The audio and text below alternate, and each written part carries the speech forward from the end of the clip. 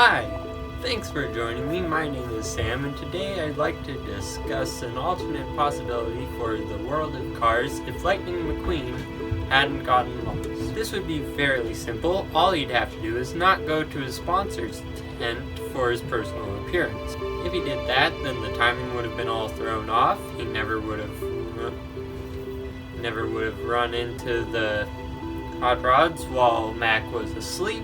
Now, Chick Hicks had challenged Lightning to a race to California, a race to the racetrack.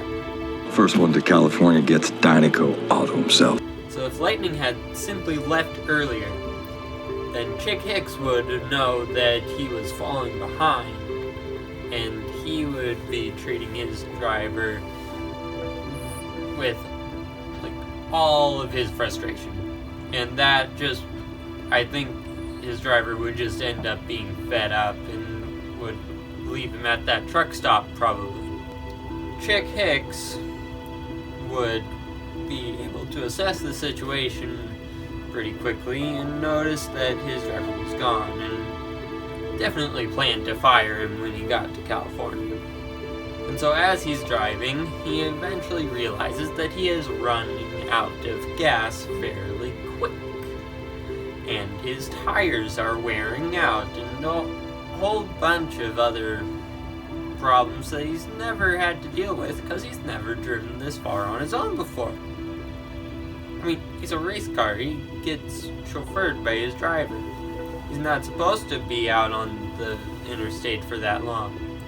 So he's forced to take a detour, and he ends up on Route 66 right as a train is passing by, blocking his route back to the interstate should he want to go that way anytime soon. He ends up in Radiator Springs, and they help him out, and he's just so exhausted that he needs a place to stay. And then the next morning, he's on his way. I don't see any reason for him to get stuck in Radiator Springs, because Lightning's problem was his hot-headedness mixed with a traumatic near-death experience, and that he thought the sheriff was shooting at him because of the speeding, which Chick Hicks probably wouldn't have been doing if he was running out of gas. Sally would of course offer him a place to stay, but wouldn't have been as flustered. Mater would be super friendly to him, of course, although I don't think they'd be best friends. I think that would have definitely been on his mind as he headed to California, and when he eventually got there. He's about to tell his driver off, except maybe that guy's already quit, but if he's still there, Chick has a moment of doubt, because no one can spend any time in Radiator Springs without them rubbing off. The king would easily win without the cheating that Chick had found himself to have disowned on the drive back, and Lightning would have come in last. As to whether or not Tex would see this sudden change the way he saw it in Lightning, and thus offer Chick Hicks the Dynaco position instead, it's unclear.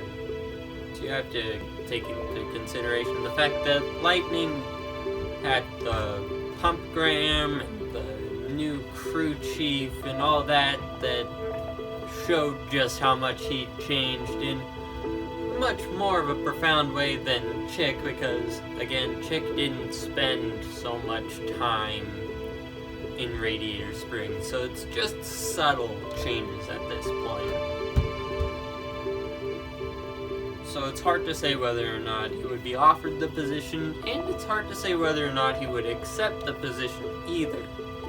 But either way, he would tend to miss Radiator Springs, because it's something that, of course, like Lightning, he hadn't gotten the chance to experience as a big city race car.